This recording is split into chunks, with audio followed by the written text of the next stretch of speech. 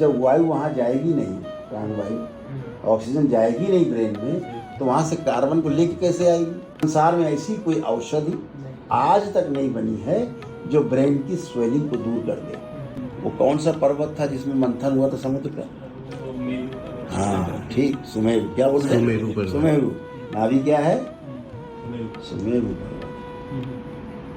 ठीक, चलते हैं आगे, चलते हैं। नाभि है सुमेरु पर्वत, ये नीचे अपान, ऊपर प्राण, ये देवता लगे हैं इस तरफ, और इधर दैत्य लगे हैं नीचे गंदगी में, नीचे तक दोनों तरफ से रस्सा खींची खाची हो रही है।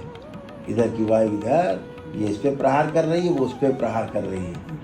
मंथन चल रहा है नाभि के पास, यही समुद्र मंथन है, ये नाभि चल रही है, विचारों का मंथन, वायु उसी अनुसार चल रही है, टक्कर मार रही है। जो भारी पड़ जाएगा वही जो है अमृत पाएगा। तो नाभि में अमृत, अमृत अभी देखिए 14 रत्न निकलते हैं, तो ये टक्कर मार रही है।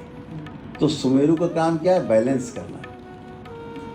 तो क्या बैलेंस कर रही? एक होती समान वायु, वो आती है फिर बीच में, वो बैलेंस करती है, इसे समान नाम। हाँ, तो इससे कच्चा विष पैदा होता है। इस मंथन से, प्राण वायु के अपान वायु के टकराव से जहर पैदा होता है।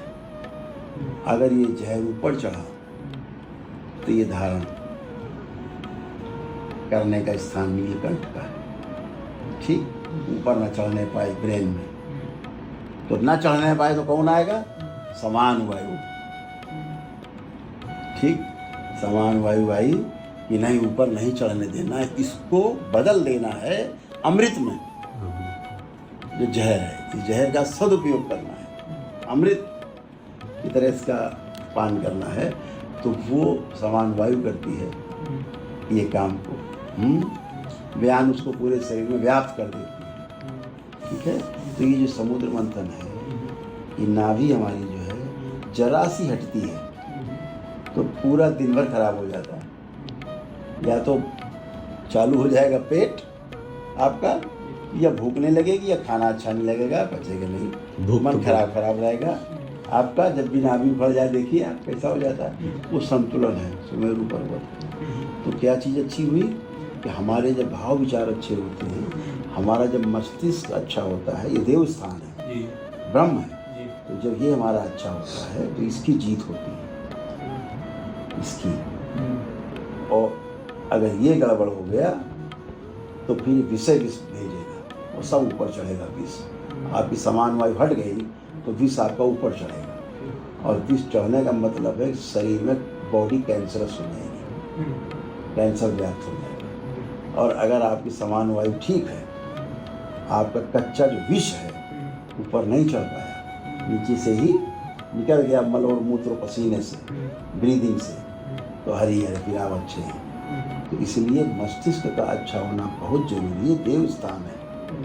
ठीक है, इसीलिए इधर शेष नाग है, बैठे ना, वासुकी बैठे हुए हैं, भगवान शिव के यहाँ पर बैठे हुए हैं। वो जहर से ही जो है जहर संचालित कर रहा है, जहर में ही उनको आनंद है ना, गले में लिपटे हुए हैं, क्योंकि वो ठंडक प्रदान कर रहे हैं। हमेशा जो सर्फ है नीचे ठंडा रहता है ना, ठंडक प्रदान कर रहे हैं, गले में लिपटे हुए हैं। तो प्रतीकात्मक है सारा, जो लिखा गया इस पर बहुत डब्बा है ये। तो गुरुदेव, जो मंथन में जो शेषनाग है वो कुंडलिनी शक्ति को माना जाए? कुंडलिनी शक्ति है, और क्या है वो शेषनाग, वो कुंडलिनी शक्ति। ऊपर खींच रहा है कि नीचे खींच रहा है, ऊपर खींच रहा है कि नीचे खींच रहा है, कुंडलिनी शक्ति। कुंडलिनी शक्ति नीचे जाएगी तो दैत्यों की तरह काम करने लगता है मनुष्य, बस वो ऊपर जाएगी तो देवताओं की तरह काम करेगा। यही बात है। तो देव स्मृतियाँ और दैत्य स्मृतियाँ, अच्छे भाव विचार, बुरे भाव विचार, सकारात्मक या नकारात्मक। सकारात्मक देव स्मृति है, नकारात्मक दैत्य स्मृति है, इन दोनों का मंथन है।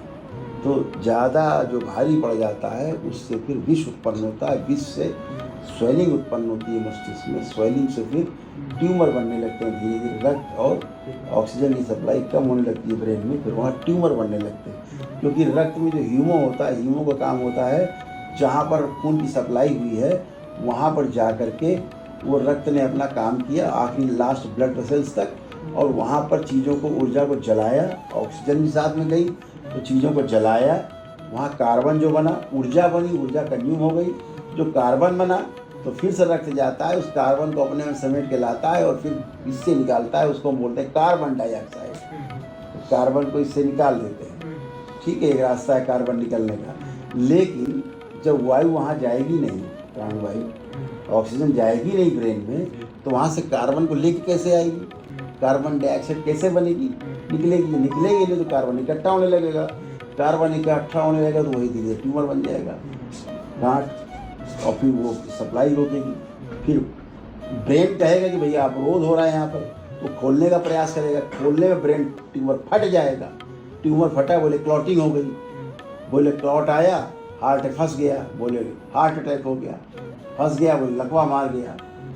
ये है, तो ब्रेन को ठीक रखना है, ये ठीक तो ये सब ठीक, ये नहीं ठीक तो कुछ भी नहीं ठीक, समझ रहे ना। इसलिए स्थूल रूप में इसको ठीक रखना